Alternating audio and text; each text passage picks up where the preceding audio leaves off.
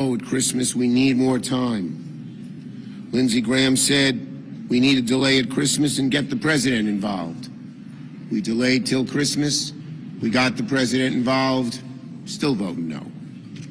Still voting no. And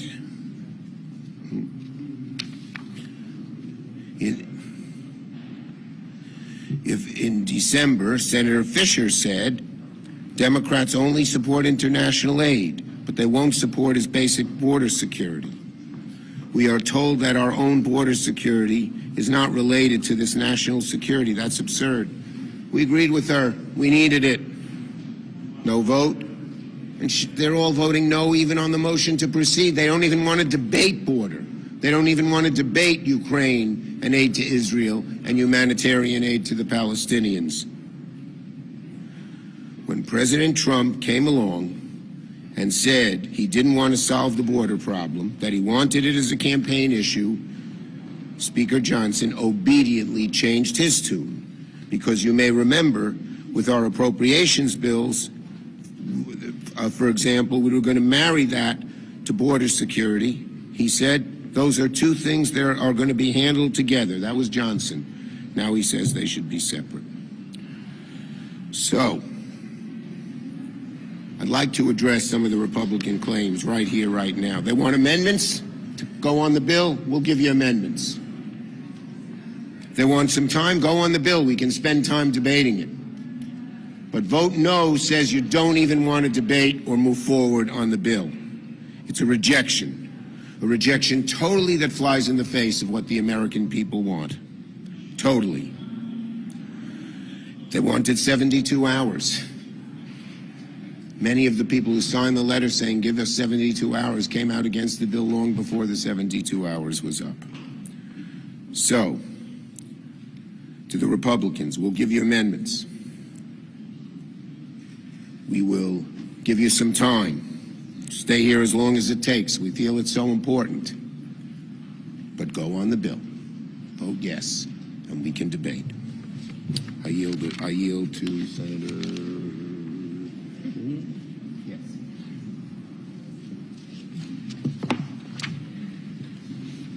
Well, like Senator Schumer and my colleagues on the Democratic side of the aisle, I'm very frustrated by what we've seen from our Republican colleagues. I'm proud to support this national security supplemental package, and I'm here to talk about Ukraine, but I just want to make one more point before I talk about why this is so critical to Ukraine, and that is one of the provisions in the border security piece has to do with fentanyl interdiction. Actually, there are several pieces that have to do with fentanyl interdiction. Now, I don't know about my colleagues on the other side of the aisle, but in the state of New Hampshire, we have lost too many people because they have died from fentanyl overdoses. And anything that we can do to cut down on the amount of fentanyl that's coming into the United States, we ought to be doing, by God. And if they're not willing to do that, shame on them. The fact is, America's life expectancy has gone down because of drug overdoses, largely because of the impact of fentanyl. So I don't know how anybody can stand up and say they're going to oppose our efforts to keep fentanyl out of this country and go back to their voters with a straight face and say it doesn't affect our national security and it doesn't affect the ability of Americans to live their lives in safety. Now, providing aid for Ukraine, Israel, and Taiwan, along with humanitarian assistance for the people of Gaza and for other vulnerable populations, is what's in this bill, and it sends a strong message that America stands on the side of freedom and democracy and against dictators and terrorists. If signed into law, it will provide Ukraine with the necessary aid to continue its war against Putin, a fight for freedom which Ukraine must win. The Europeans got their act together last week. They provide $54 billion in aid to Ukraine. Well, it's time America gets its act together. It's been nearly 2 years since Putin's unprovoked invasion of Ukraine. And thanks to the bravery and sacrifice of the Ukrainian people, a sovereign and democratic Ukraine stands today. But if we don't act quickly, all the battles they've won, all the land they've reclaimed, all the progress they've made to win back their country could be undone. Right now, Ukraine has just 20% of the ammunition and artillery it needs as Russia is advancing. How America responds to Putin today will determine the strength of tomorrow's autocrats. When dictators are not held accountable for their aggression, their threat to the world continues. Under Putin, Russia has deepened their ties with Iran, with North Korea, and the People's Republic of China. Up to 85% of Russia's missiles are now foreign-made, and Iran supplies 70% of Russia's drone capabilities. These are the drones that are terrorizing Ukraine. And if we fail to support Ukraine, we will only embolden Iran and its proxies further. So for all of my Republican colleagues who have been screaming about Iran and screaming about China, what they're going to do if they fail to fund Ukraine is to embolden the People's Republic of China and embolden Iran and embolden North Korea. Because, make no doubt about it, Beijing will be emboldened to take even more provocative actions towards Taiwan. We heard from the Taiwanese ambassador to the U.S. recently, who said that Ukraine's success in defending itself with the help of the United States is the most important message for deterring an invasion of Taiwan. So let's be very clear. Putin is not just waging war against Ukraine. If he's not stopped in Ukraine, there's no telling where he goes next. It could be into a NATO country. That would invoke Article 5, and it would send our soldiers to fight in Europe.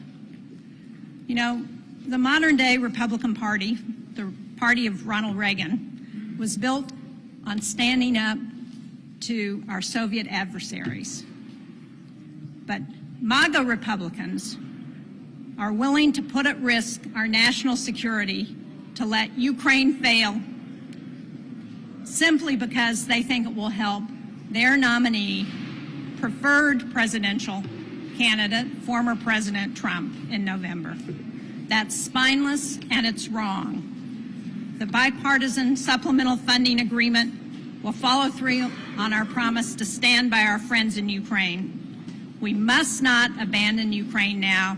We must not deny them the resources and tools and the weapons they need to defeat Putin once and for all.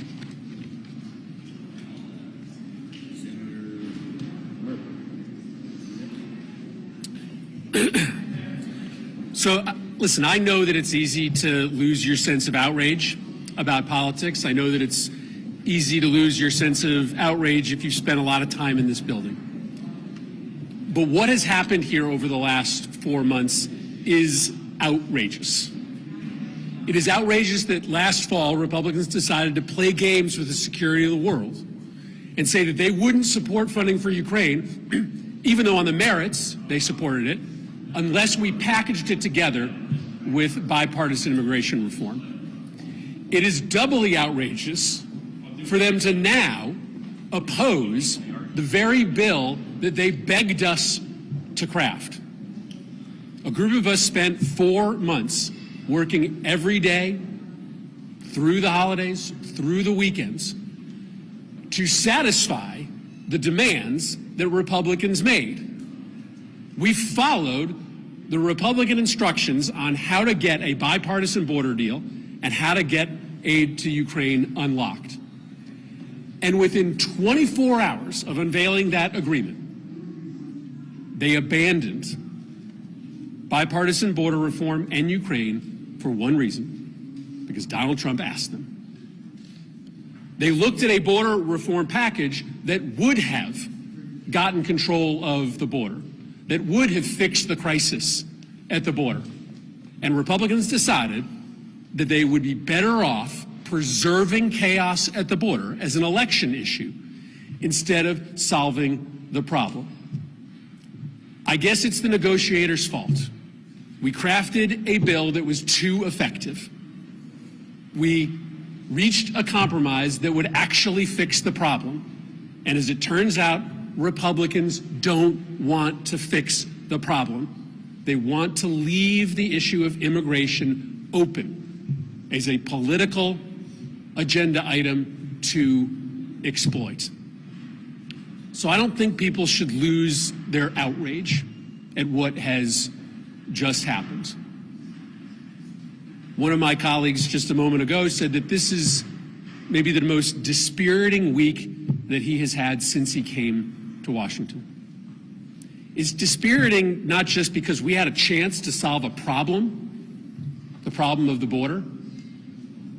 It's not just dispiriting that Americans are going to be outraged at the fact that this issue is going to remain open again as another election issue when we had a chance to come together and solve it. But it's also dispiriting because there did used to be a difference between the Senate Republican caucus and the House Republican caucus. There is no difference anymore. They are just as dysfunctional.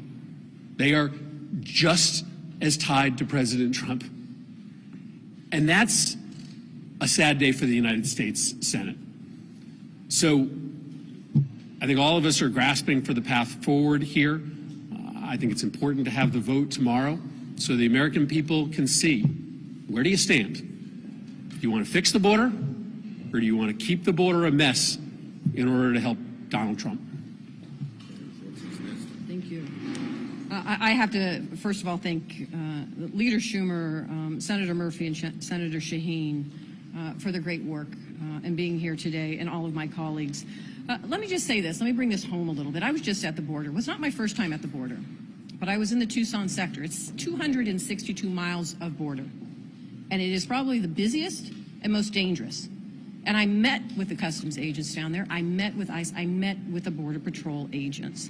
And I will tell you, everything that we talked about was put into this supplemental package, what they need, based on the conversations that we've had. It gives us resources to hire more Border Patrol agents who right now are overwhelmed and understaffed, to hire more customs officers, to find and fund new cutting-edge technology to, yes, address the trafficking of fentanyl and other drugs that are coming in to the United States, to address the human trafficking that is happening on the border, and yes, to absolutely address what we see happening with immigration, to put in process an orderly and fair process. It updates our asylum system that isn't working for immigration families. Think about this, an asylum system that is old.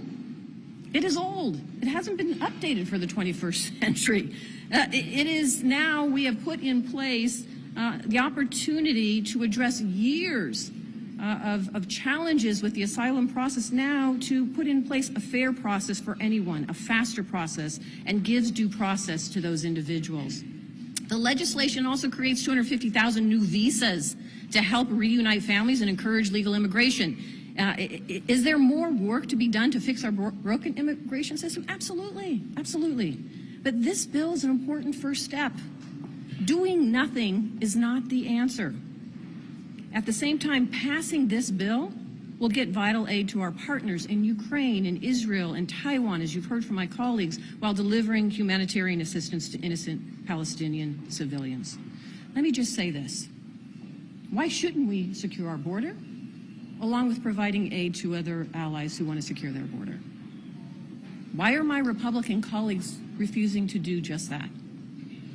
For months, Republicans have said that we need to secure our border, as you have heard over and over again. You walk the halls, you know this, more so than the American public, the people in my town and across this country. But what we all know is they have always had an excuse. I will be the first to say I was cynical. I thought when we started this process, there's no way we're going to get Republicans on board because they don't want to solve this problem. They want to use it for campaign purpose. They want to be beholden to former President Trump. They'd rather serve him than the American public. I was cynical. But I'll tell you what, a group came together. They worked on legislation to address the border, amongst other things, and they put that text out. Is it perfect? No. Is it everything that we all want? No.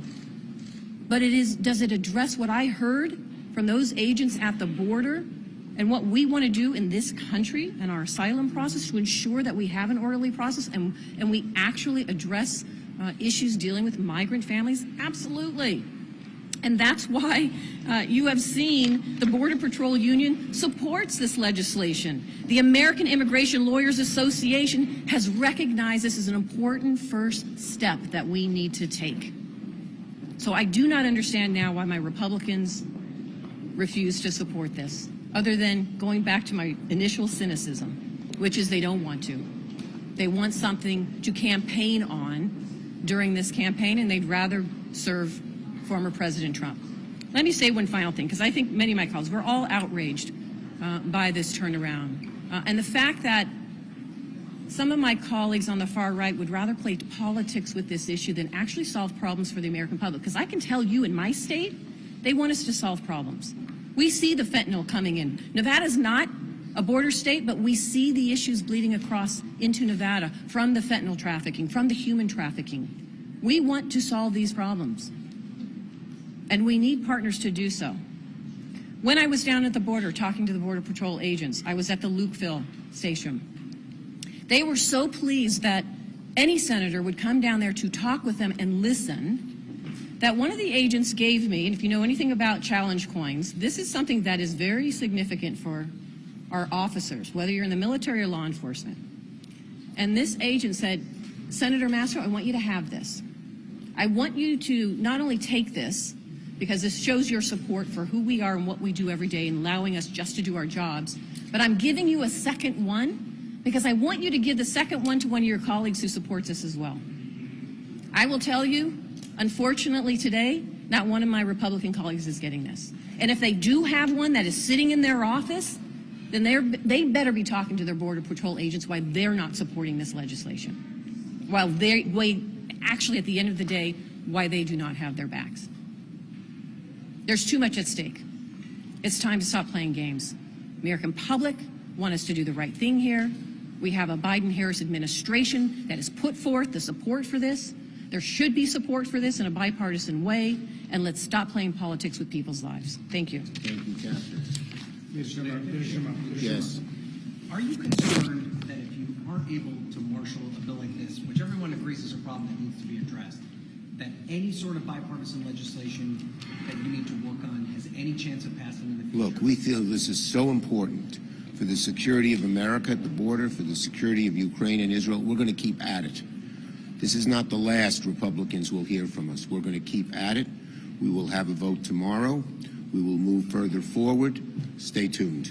Room. Good. Do you believe there is anything right now that President Biden can do via executive order to help secure the border? Look, we've been through this before. He's doing everything he can on executive order, but many of the things that people say he can do by executive order are immediately thrown out by the courts.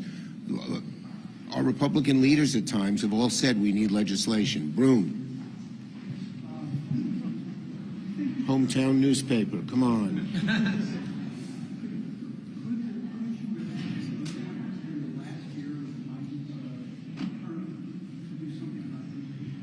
Well, the bottom line is we always have, I've been trying to do something on immigration since I led the Gang of Eight in 2013. But you've had a total change with the Republican Party.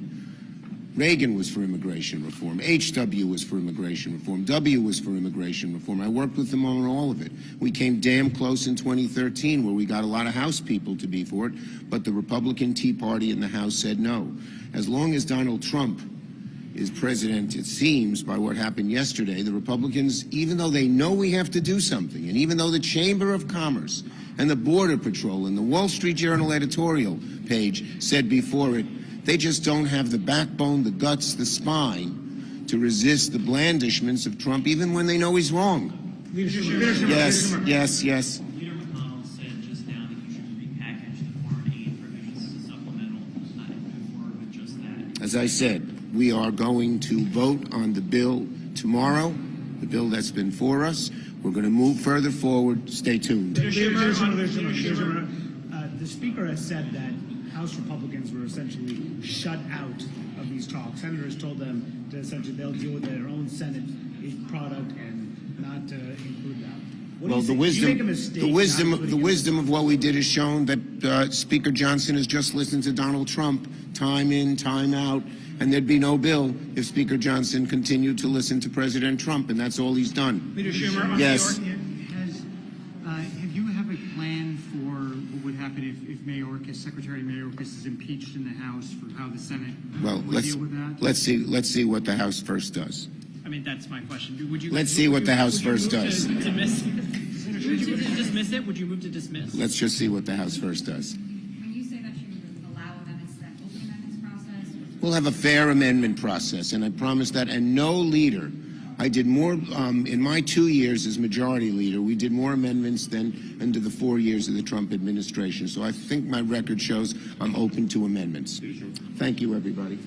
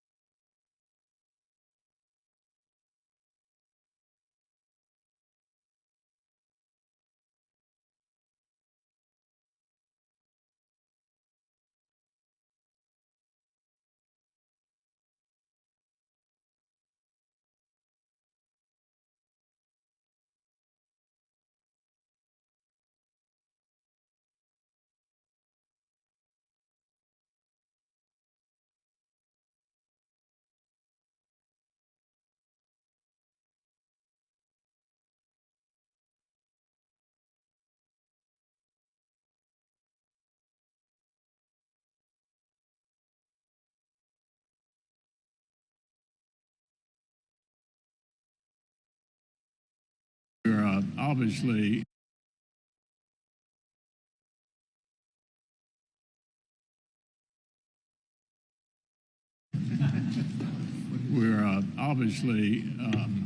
taking a look at the product that Senator Langford negotiated with the Democratic president and the Democratic Senate, which has been endorsed by the Border Council, an important union down by the border that supported President Trump in 2020.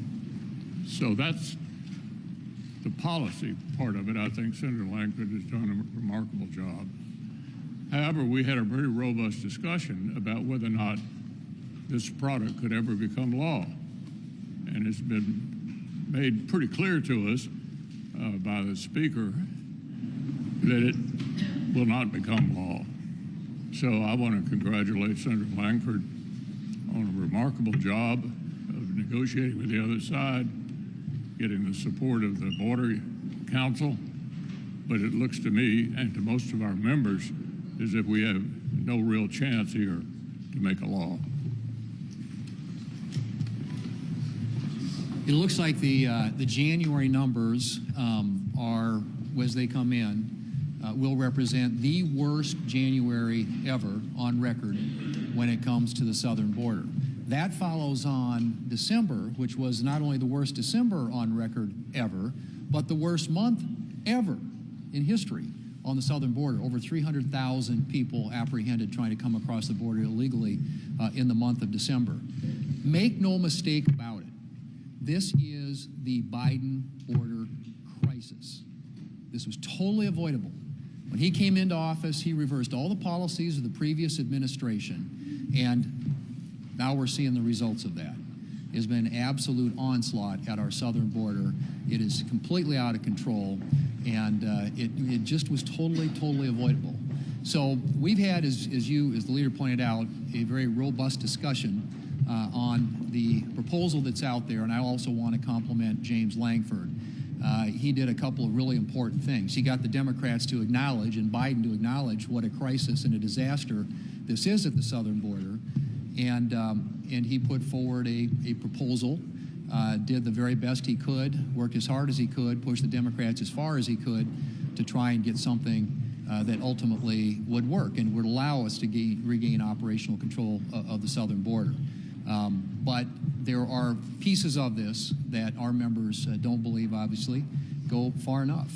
And the administration, although they did make some concessions, were unwilling to do the things that are really going to be necessary to seal and to restore order to our southern border. So if and when this comes up for a vote, I think that could be sometime tomorrow, depending when Schumer triggers it. I would expect that the motion to proceed to the bill will fail. Thank you. Well, folks, tomorrow is exactly 1 month away from President Biden's State of the Union address to Congress and to the great United States of America. But what the heck have we seen from this president that is so great to talk about? One, we have skyrocketing debt among the American people. Americans have credit card debt now that is the greatest it has ever been in the history of the United States. Number two, something that we just talked about, 8.8 million illegal immigrants coming into the United States during President Biden's tenure, and he's telling Texas that they can't secure their own border. Wow, what an accomplishment. And we have over 169 attacks on U.S. service members in the Middle East with very little response going after those that are responsible. So I'm really curious as to what President Biden is actually going to talk about during his State of the Union address. One thing I do know that would have been important to me and to many other members of Congress is that he actually submit a budget on time. He blew past the deadline to submit his budget. Something else that's important, the national security strategy. He blew past that deadline as well. What is President Biden doing? Actions speak louder than words for the American people. And President Biden is doing absolutely nothing to correct any of these issues for the American people. So what I am demanding that President Biden do is actually step up, provide us a budget, and provide us your national security strategy before you come over here and present to Congress your ideas or solutions. We've got to start with the basics, Mr. President. And by law, you're required to give us a national security strategy and a budget. And I'm asking that he do that. Again, actions speak louder than words. Mr. President, you have a job to do. If you're not up for it, then let's move on. We need a new administration, folks. Good afternoon, everybody. 3 years ago, the president took office on the beautiful Capitol steps. At that time, our immigration numbers were steady, but they had gone down measurably under President Trump. This president has had 3 years to put a policy forward that makes sense, that results in a safer country with fewer illegals crossing our border, and every month it goes up and up and up. So the policy, I guess I'll go back to what Senator Ernst said. What is he doing? What has he done? On this, nothing. And he has presidential powers. We know he does, because they would be the same powers that President Trump had employed in his 4 years of his presidency when the numbers came down. So I would say that I was supportive of the issues of combining and looking at border security. And I, too, want to add my voice of thanks and really praise for James Lankford.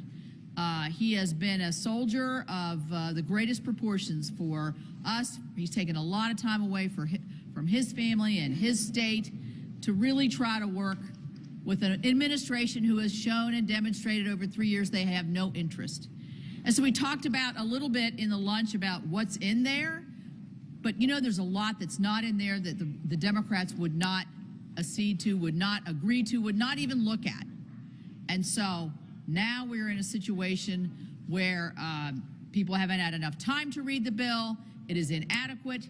And so I agree with our whip. I don't think this will pass, and I think we need to move on.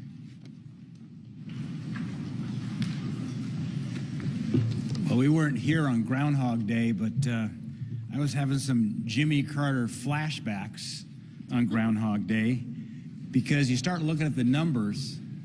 Joe Biden's approval numbers are now the worst of any president, even Jimmy Carter.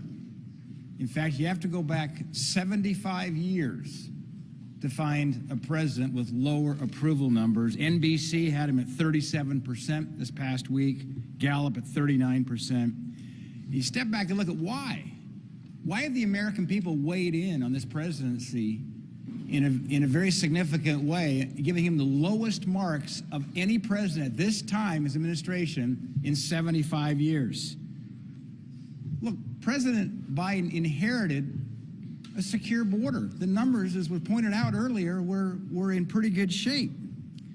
He made it worse on day one. This is cause and effect. It wasn't like he inherited a crisis on the southern border. He inherited numbers that were some of the lowest we'd seen in many, many years. He made it worse by reversing policies that President Trump put in place. Streaming illegals coming across, of course, the terror threat to our country. We've talked about it here almost every week. He inherited record job growth, record job increases, record wage increases. He made it worse working with Senate Democrats, unleashing a massive $1.9 trillion stimulus bill in early 23 at a time when we knew darn well this was going to create problems for this economy. He inherited a Middle East that was pretty quiet, thanks in large part to President Trump and the Abraham Accords, which have kind of been forgotten about. He's made it worse with his disastrous Afghanistan pullout, the spy balloon fiasco, projecting American weakness. The result, tragically, we had dead Americans in Afghanistan, and most recently an Iranian drone strike that killed 3. Let's be clear, President Biden's not up to the job. Our Senate Democrats have been complicit in that regard, but the American people are smart. They recognize incompetency when they see it, hence Biden leading the race to the bottom on approval ratings.